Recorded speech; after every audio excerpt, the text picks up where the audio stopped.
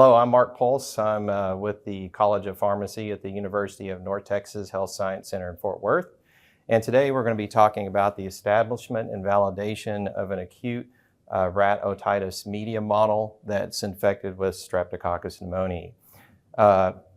Otitis media is a common infection that occurs in kids, so pediatrics are typically using a lot of antibiotics because of this specific disease. And the problem with that is that, of course, they're always worried about the possibility of antibiotic resistance building up, as well as any kind of issues that children may have later on. Also, a lot of programs have developed what is called a watchful waiting approach, where they actually use antibiotics only in unresolved cases. Of course, there were the pneumococcal conjugate vaccines that have been in use for about the last 2 decades that have significantly reduced the amount of incidence rate associated with acute otitis media in pediatric patients under the age of 2. However, there has still been elevated antibiotic use, which is common among patients that do not have access to these vaccines, and also what are known as serotype replacement strains that cannot be covered by the current conjugate vaccines. Therefore, there are new drugs that are needed for the prevention and or treatment of acute otitis media in pediatric patients, as well as other patients as well. And so what we have done is we've developed a model in rats where we're using Streptococcus pneumoniae to cause an acute otitis media infection that we can actually use for drug evaluation of novel entities that can include preventatives as well as therapeutics. So first of all, the strains that we actually used in the model include Streptococcus pneumoniae UNT 012-2, which is ATCC 6301. It's a serotype 1 strain. We also used UNT 083-2, which is a 19F serotype strain, also isolated from an invasive pneumococcal disease case. These organisms were grown up in Todd Hewitt supplemented broth to a log or exponential state that resulted in about 8.6 to 9.1 log CFU being used for the study. In addition to that, we had to determine if these 2 strains were sensitive to the standard of care agents that we were using in our model, and we did a minimum inhibitory concentration assay that incorporated the use of these standard of care agents against the 2 isolates that we're using in the rat model, as well as the QC strain of Streptococcus pneumoniae. The rat model itself involves 8-week-old male rats, SD rats, that are used and they are put to sleep or anesthetized with isoflurane.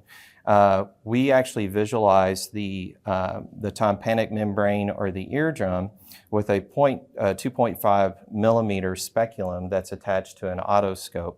Once that's actually visualized, we use a 27 gauge needle that is used to penetrate through the membrane. And then on top of that, we add an inoculum of 0.05 mils that delivers close to 7.3 to 7.8 log CFU. After that, the animals are going to put into a course of treatment. We divided this into 3 separate studies. First study involved dosing vehicle as well as a combination of amoxicillin and clavulanate at 45 and 30 or 3.2 mg per kg that were administered orally at 15 minutes and 12 hours after infection. And then we sacrifice the animals 24 hours after infection to do CFU counts.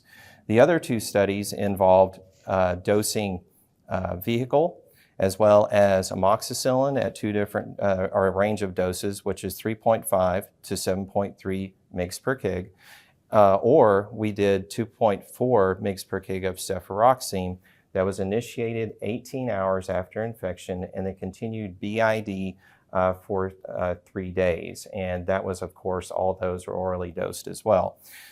With this particular studies, we euthanized animals either at the start of treatment at 18 hours, or in addition to 12 hours after the final dose was administered. So if we look here at the first table that's on the left side, this is the minimum inhibitory concentration results associated with our two isolates. We have UNT 012-2 and also UNT 083-2. All of these strains are sensitive to the three standard of care agents that we were testing in our model, according to the QC range that was reported within the CLSI M100 document. This panel here is the results of the study, 24-hour study, with Streptococcus pneumoniae UNT 012-2. So in this particular study, we dosed vehicle and amoxicillin clavulanate orally at 15 and 12 hours after infection, and then the animals were euthanized 24 hours after infection to harvest out the middle ear for CFU counts. And so the results of the vehicle dosing over the 24-hour period led us to a 6.8 log CFU within the middle ear for these animals and a mean value. Comparatively, the combination of amoxicillin and clavulanate resulted in a limit of detection count for this particular study of 2.8 log, mean log CFU in the middle ear.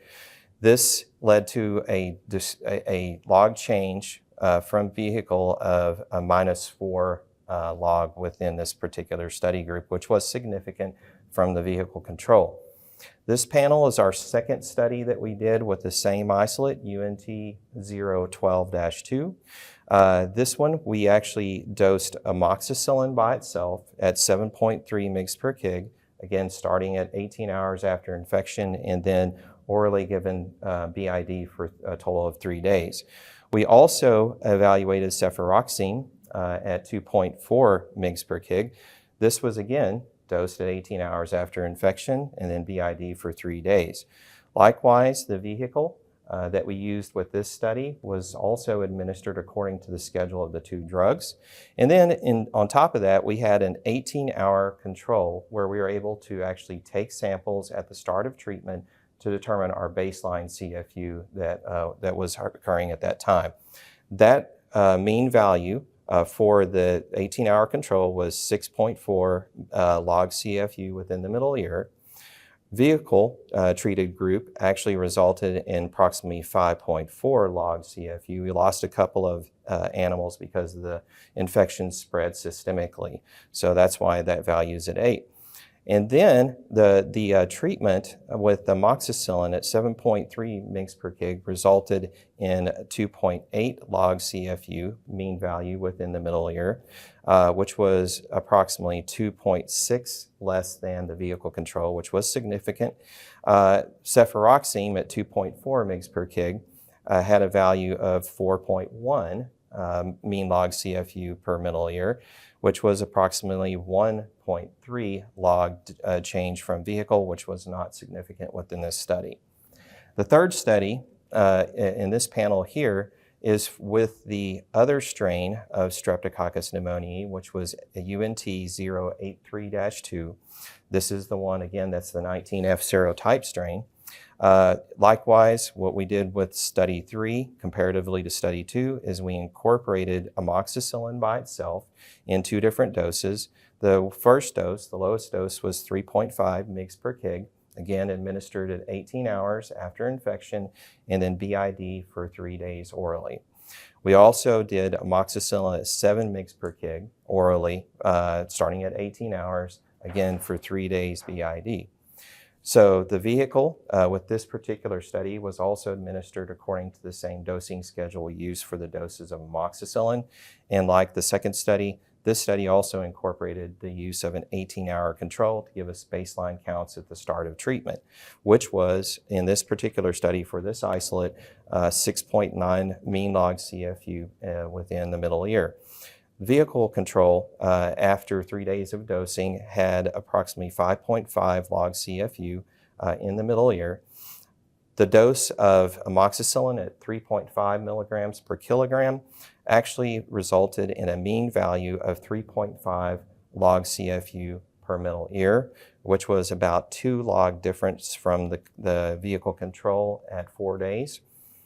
The top dose of amoxicillin at 7 mg per kg, like it did within the second study, resulted in a mean log CFU that was at the limit of detection for this study, which was 2.8 mean log CFU. This was approximately 2.7 log lower than the vehicle control. So from these results, we feel that we've established a validated model of rat acute otitis media with Streptococcus pneumoniae that can be used for the evaluation of novel therapeutics and also preventatives for acute otitis media cases clinically.